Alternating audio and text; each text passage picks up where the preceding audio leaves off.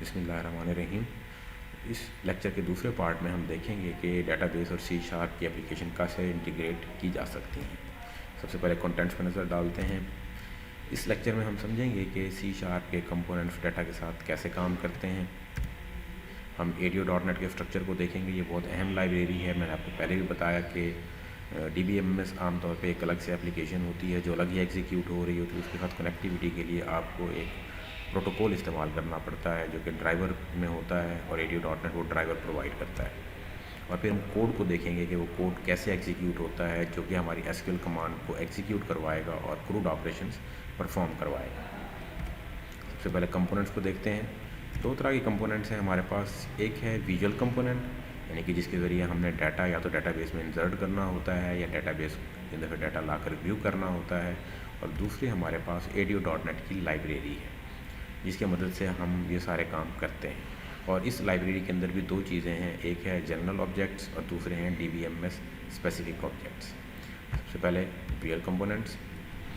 Visual components वो components हैं जिनकी मदद से आपने डाटा व्यू करना होता है या इंसर्ट करना होता है या अपडेट करना होता है या डिलीट करना होता है। तो आप इस डाटा को जो है वो टेक्स्ट बॉक्स पे देख सकते हैं, आप इस डाटा को लेबल्स पे देख सकते हैं, बटन पे देख सकते हैं, बटन के ज़रिए ऑपरेशंस परफॉर्म करवा सकते हैं। तो ये सारी चीज़ें आप किसी भी कॉमन कंपोनेंट पे कर सकते हैं। इसके अलावा एक ड्रॉप डाउन लिस्ट के ज़रिए भी आप डाटा को व्यू कर सकते हैं।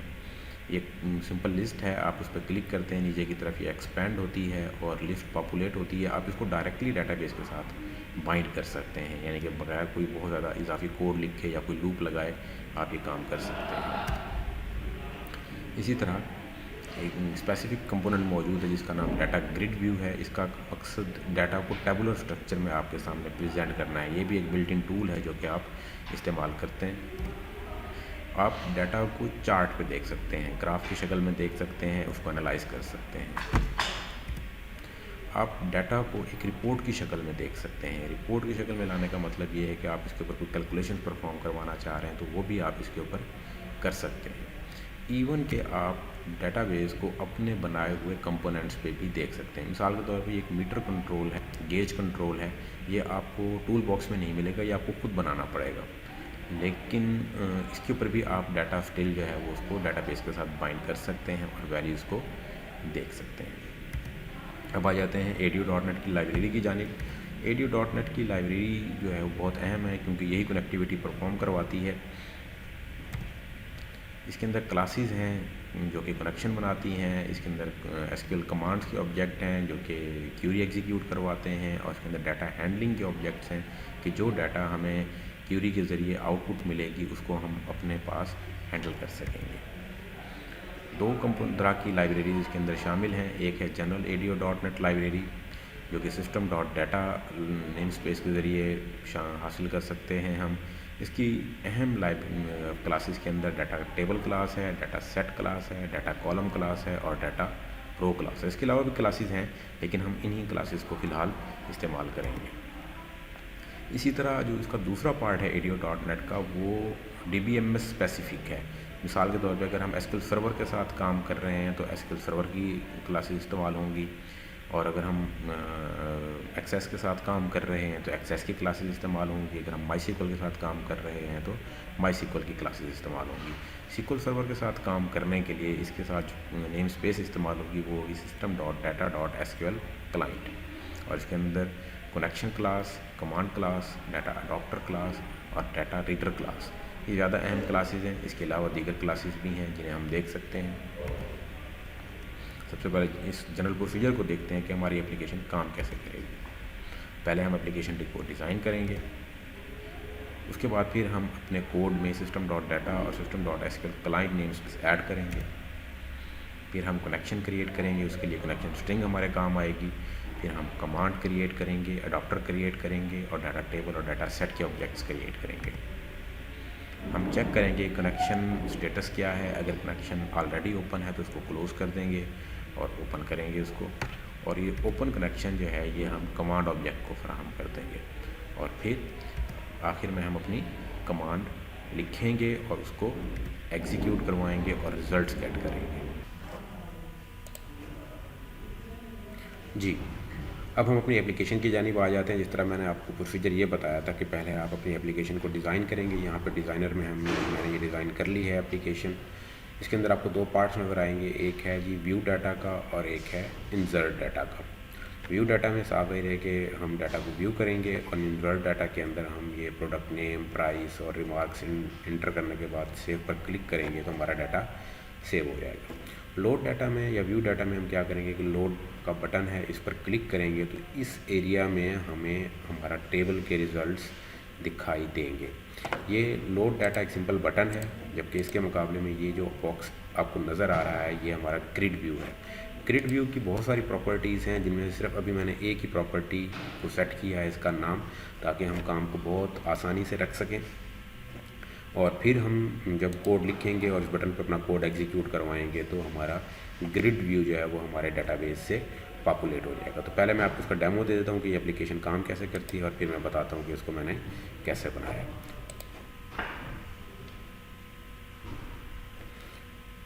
यहाँ पर अगर आप आएँ तो आपके पास टेबल में ये 3 एंट्रीज़ हैं और यहाँ पर आपके पास ये डाटा है।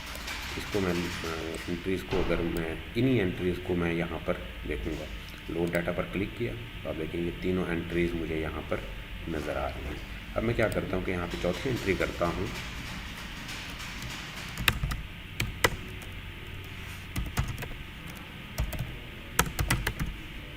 और सेव बटन पर क्लिक करता हूँ तो यहाँ मुझे मैसेज नज़र आ जाएगा डाटा सेव्ड। और आप देखेंगे कि ये चौथी वैल्यू जो मैंने एंटर की है ना तो मुझे मेरे एसक्यूएल के टेबल में मुझे नज़र आ रही है और ना ही मुझे मेरी ग्रिड व्यू के अंदर नज़र आ रही है। इसकी वजह ये है कि मैंने इसको रिफ़्रेश नहीं किया, हालांकि ये सारी वैल्यूज़ एंटर हो गई हैं। मिसाल के तौर पर मैं अगर लोड डाटा पर क्लिक करता हूँ तो ये चौथी एंट्री मुझे यहाँ पर नज़र आ रही है, लेकिन यहाँ पर नज़र नहीं आ रही तो मुझे इसको भी रिफ़्रेश करना पड़ेगा। यहाँ जस्ट मैं इसको क्वेरी डिज़ाइनर में जाकर एग्जीक्यूट सेलेक्ट स्टेटमेंट पे क्लिक करता हूँ तो चौथी एंट्री भी मुझे यहाँ पर मिल रही है। तो अब हम देखते हैं कि ये एप्लीकेशन बैकग्राउंड में काम कैसे करती है। सबसे पहले हम देखते हैं कि डाटा को हमने व्यू कैसे करना है, मींस के सेलेक्ट स्टेटमेंट कैसे एग्जीक्यूट करनी है। तो लोड डाटा के हम क्लिक की इवेंट पे चले जाते हैं। यहाँ मैं इसको ज़रा बड़ा कर लेता हूँ। सबसे पहली चीज़ कि आपने यहाँ पर दोनों जो हमारे पास लाइब्रेरीज़ थी डाटा के साथ काम करने के लिए, जनरल डाटा लाइब्रेरी और एसक्यूएल सर्वर के साथ काम करने वाली लाइब्रेरी, इन दोनों को हमें ऐड करवा लिया। मीन्स के सिस्टम डॉट डाटा और system dot data dot SQL client, इनको ऐड करवाने के बाद हम इस काबिल हो गए हैं कि अपने डाटाबेस के साथ कनेक्शन बना सकें और कनेक्शन के साथ बाद हम इसके ऊपर काम करवा सकें। यहाँ पर हम अपने कोड को देखते हैं। ये हमारा फॉर्म 1 है जिस तरह हमारे पास नॉर्मली होता है, और यहाँ पर मैंने एक स्ट्रिंग क्लास का स्ट्रिंग टाइप का ऑब्जेक्ट बनाया जिसका नाम है G connection string. Connection string बड़ा अहम है क्योंकि इसकी मदद से ही हमारी कनेक्टिविटी होगी। और तो ये कनेक्शन स्ट्रिंग बड़ी एहतियात से देनी है, इसके अंदर स्पेलिंग की, नामों की कोई गलती नहीं करनी। ये जो कनेक्शन स्ट्रिंग आपको यहाँ पर नज़र आ रही है ये एक सिंपल सी स्ट्रिंग ही है।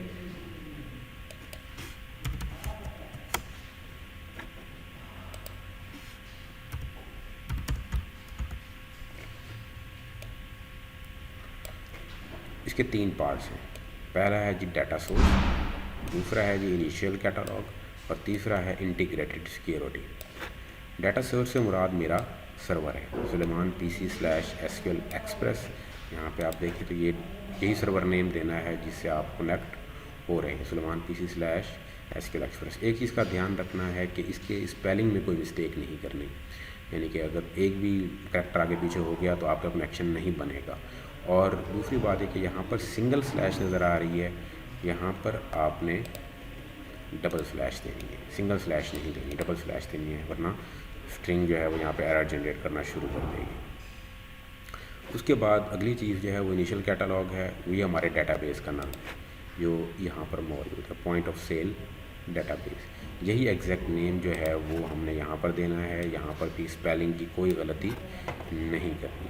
Third one is integrated security. मैंने आपको बताया था कि हमारा जो SQL सर्वर है वो सिक्योरिटी को इंश्योर करता है, और उसने हमें 2 तरीके बताए हुए हैं। एक तो ये है कि आप विंडोज़ को जो इस्तेमाल करते हुए उसका यूज़र नेम पासवर्ड इस्तेमाल करते हुए अपने सिस्टम में लॉगिन हो जाएं, या फिर आप एसक्यूएल सर्वर ऑथेंटिकेशन को इस्तेमाल करते हुए यूज़र नेम पासवर्ड दें। यहाँ पर जो है वो चूँकि हमने विंडोज ऑथेंटिकेशन को इस्तेमाल करते हुए काम करना है, लिहाजा हमने यहाँ पे integrated security is equal to true कर दिया है। अभी आपके लिए ये ठीक है कि हमने इंटीग्रेटेड सिक्योरिटी ट्रू कर दी, लेकिन जब आप प्रोफेशनल इन्वायरमेंट में काम करते हैं तो वहाँ पर यूज़र नेम पासवर्ड रखना बहुत अच्छी चीज़ है, बल्कि वहाँ पे रखना चाहिए। अगर वहाँ नहीं करेंगे तो आपकी सिक्योरिटी है वो कंप्रोमाइज़ रहेगी। कनेक्शन अच्छा, ये हमने क्लास लेवल पर दिया। उसके बाद फिर हम बटन के क्लिक इवेंट पे आ गए। btn load data underscore click, जो हमारे पास यहाँ बटन है, इसके क्लिक इवेंट के ऊपर हमने कोडिंग करनी है। यहाँ पर हम आ जाते हैं। यहाँ पर हमें 4 ऑब्जेक्ट्स चाहिए: product connection object, command object, data adapter object और data table object. Connection object नाम से जाहिर है कि ये कनेक्शन करेगा, और इसके अंदर अगर आप देखें जब हम इसको कनेक्शन ऑब्जेक्ट बनाते हैं तो इसको हम कनेक्शन स्ट्रिंग भी देते हैं जो हमने ऊपर दी हुई है। तो जो कनेक्शन स्ट्रिंग हमने यहाँ पर देगी उस डाटाबेस के साथ ये कनेक्शन होगा।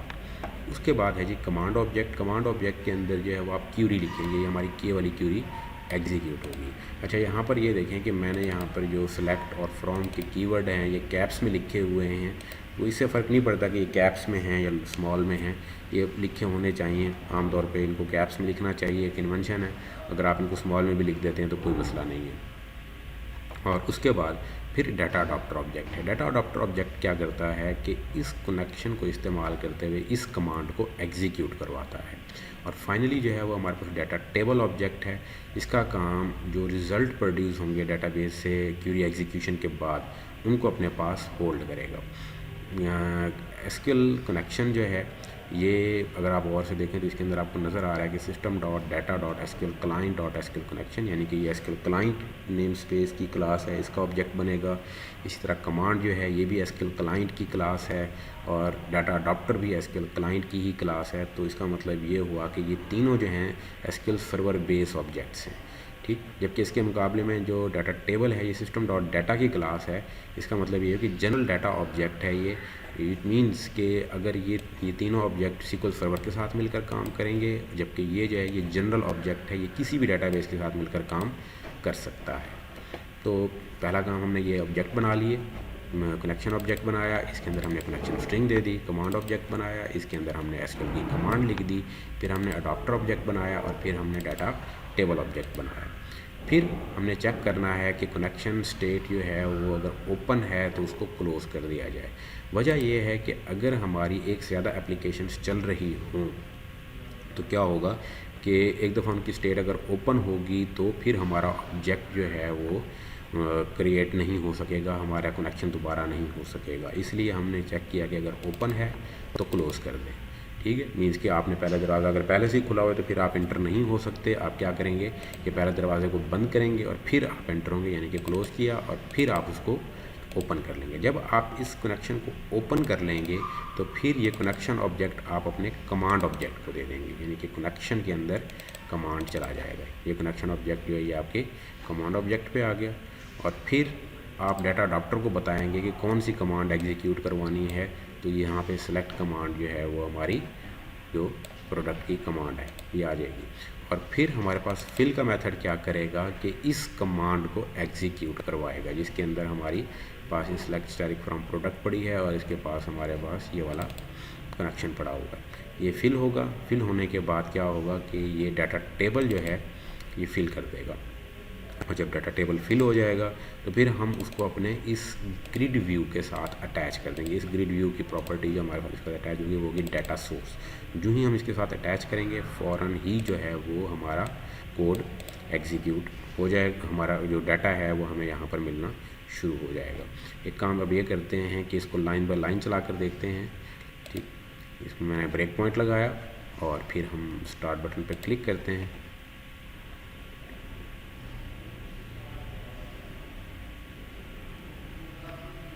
लोड डाटा पर क्लिक किया, यूँ लोड डाटा पर क्लिक हुआ, ब्रेक पॉइंट हिट हो गया। कनेक्शन स्ट्रिंग में अगर आप देखें तो हमारे पास वही कनेक्शन स्ट्रिंग पड़ी हुई है जो कि हमने अभी ऊपर लिखी थी, यानी कि डाटा सोर्स, इनिशियल कैटलॉग और इंटीग्रेटेड सिक्योरिटी। फिर हम नेक्स्ट लाइन पे जाते हैं। हमारे पास कनेक्शन ऑब्जेक्ट बन गया। अगर आप इसका स्टेटस देखेंगे तो ये हमें स्टेट जो है वो क्लोज मिलेगी। अगर हम कमांड ऑब्जेक्ट पे गए, कमांड ऑब्जेक्ट में जाने के बाद हमारे पास अगर आप देखें तो ये कमांड ऑब्जेक्ट आ जाएगी। फ़िलहाल इसका जो कनेक्शन है वो नल है, यानी कि इसको कोई कनेक्शन नहीं मिला हुआ, लेकिन इसकी जो कमांड टेक्स्ट है, कमांड टेक्स्ट वो हमारी क्यूरी है जो कि हमने एग्जीक्यूट करवानी है।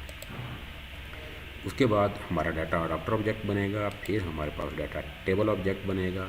सबसे पहले हमने कनेक्शन स्टेट चेक की, अगर ये क्लोज्ड है तो ठीक है, अगर ये क्लोज नहीं है तो अगर ये ओपन है तो पहले इसको क्लोज़ किया जाएगा, फिर ये ओपन किया जाएगा, और उसके बाद फिर हमने इसको ओपन कर लिया। जब हमने इसको ओपन किया तो आप जाके इसकी प्रॉपर्टीज़ में देख सकते हैं, यहाँ पर डाटा यहाँ पर इसकी स्टेट जो है वो अब ओपन हो चुकी है।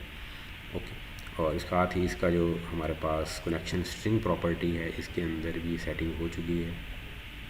कनेक्शन स्ट्रिंग ये हमारे पास वही डाटा कनेक्शन स्ट्रिंग है जो कि हमने ऊपर इसको पास की थी। ये कनेक्शन ओपन भी हो चुका है और स्ट्रिंग भी अवेलेबल है। उसके बाद नेक्स्ट हमने कनेक्शन अपनी कमांड ऑब्जेक्ट को कनेक्शन प्रोवाइड कर दिया। यहाँ पर अगर आप जाएंगे तो connection system dot data dot SQL connection जो कि पहले नल था, अब हमारे पास जो है वो उसको कनेक्शन ऑब्जेक्ट मिल गया है। फिर हमने अपने डाटा अडॉप्टर को जो है वो अपनी सेलेक्ट कमांड दे दी। फिर हमने डाटा टेबल को फिल करवाना है। अभी आप देखेंगे तो डाटा टेबल यहाँ पे आपको खाली मिलेगा, कोई डाटा जो है वो इसके अंदर अवेलेबल नहीं है।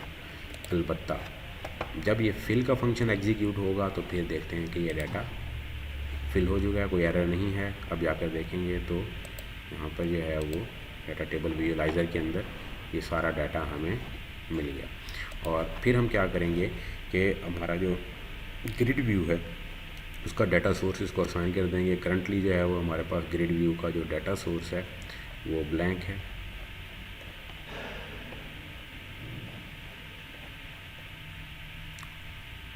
नल है, और जब हम इसको प्रोवाइड कर देंगे तो ये हमारा डाटा टेबल इस डाटा सोर्स को मिल जाएगा, और साथ ही हमारा ये फंक्शन भी एंड हो जाएगा। और इसको हम कंटिन्यू कर देते हैं तो आप यहाँ पर देखेंगे सारी चीज़ें हमें मिल जाएंगी। तो इस तरह हमने जो है वो सिलेक्ट की कमांड को सक्सेसफुली एग्जीक्यूट करवा लिया।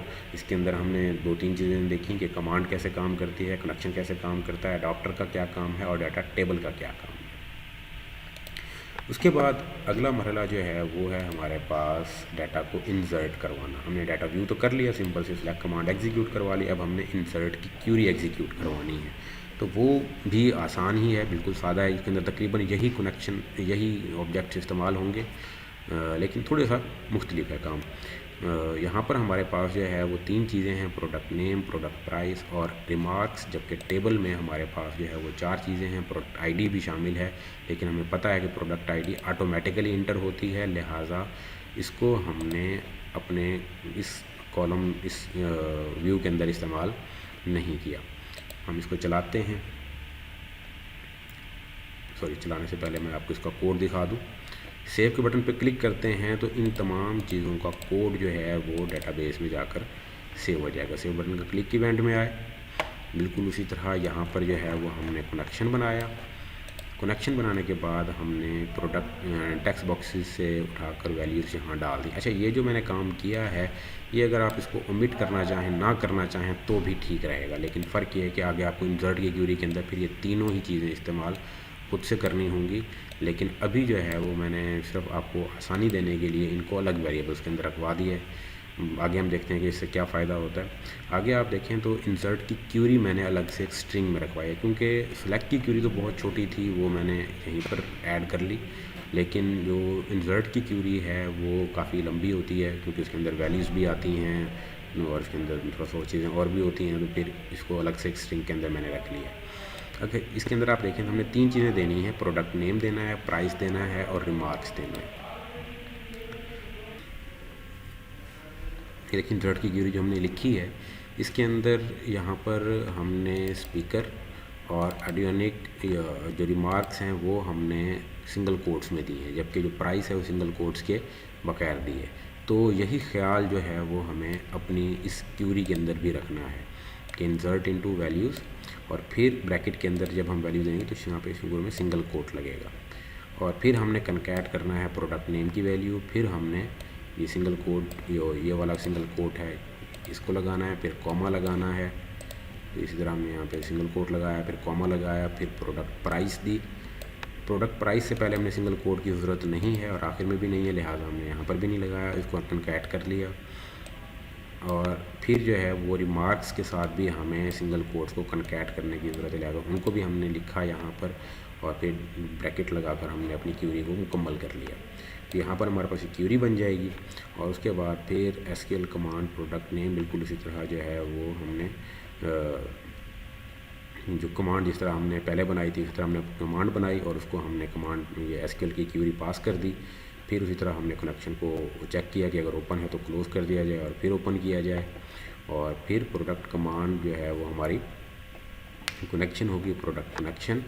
और फिर ये इसका जो एग्जीक्यूशन का मेथड है वो थोड़ा सा मुख्तलिफ है। हमने यहाँ पे पहले क्या किया था, डाटा अडॉप्टर और फिल को इस्तेमाल किया था। यहाँ पर डाटा अडॉप्टर को हम इस्तेमाल नहीं कर रहे हैं। यहाँ पे हमने क्या किया, product command dot execute non query, ठीक, कि हमने जो है वो जो कमांड दी है वो नन क्यूरी के तौर पे एग्जीक्यूट करवाई है। अब मैंने ये बताया, बार बार ये कह रहा हूँ कि दिस इज़ इंसर्ट क्यूरी और यहाँ पर हम लफ्ज़ इस्तेमाल कर रहे हैं नन क्यूरी। तो ये हम ज़रा देखेंगे कि ये क्यों इसको नन क्यूरी कह रहा है, लेकिन कमांड जो इसको हमने मिली है, क्यूरी मिली है, वही क्यूरी एग्जीक्यूट होगी। यहाँ पर क्यूरी एग्जीक्यूट होने के बाद अगर आप देखें तो ये हमें रिटर्न करने के बाद आखिर में इसकी जो अगर आप डिटेल पढ़ें इसमें लिखा हुआ है execute transact SQL statement against connection and returns the number of rose affected. हमने देखा था कि नंबर ऑफ रोज जो इफेक्टेड होती हैं वो ये रिटर्न करेगा। जब हमने इंसर्ट की क्यूरी एग्जीक्यूट करते थे तो की थी तो हमें बता रहा था कि ये कितनी रोज़ इफेक्ट हुई है, तो वही नंबर जो है वो यहाँ पर इंटीजर में आएगा। अगर अभी फ़िलहाल हमारे पास एक इंसर्ट होगी तो और इंसर्ट रोज़ में एक वैल्यू आज 1 आ जाएगा और 1 जो है वो अगर ग्रेटर दैन 0 है तो फिर हमें बताएगा कि शो डाटा, और हमारे कंट्रोल बॉक्सेस जो हैं वो ब्लैंक हो जाएंगे ताकि हम नया डाटा इंसर्ट कर सकें। अब पहले की तरह मैं यहाँ पर जो है वो ब्रेक पॉइंट लगाता हूँ और फिर इस कोड को एग्जीक्यूट करता हूँ। ठीक है, मैं यहाँ पर लिखता हूँ जी स्पीकर, प्रोडक्ट प्राइस है जी 1500, ठीक है जी, और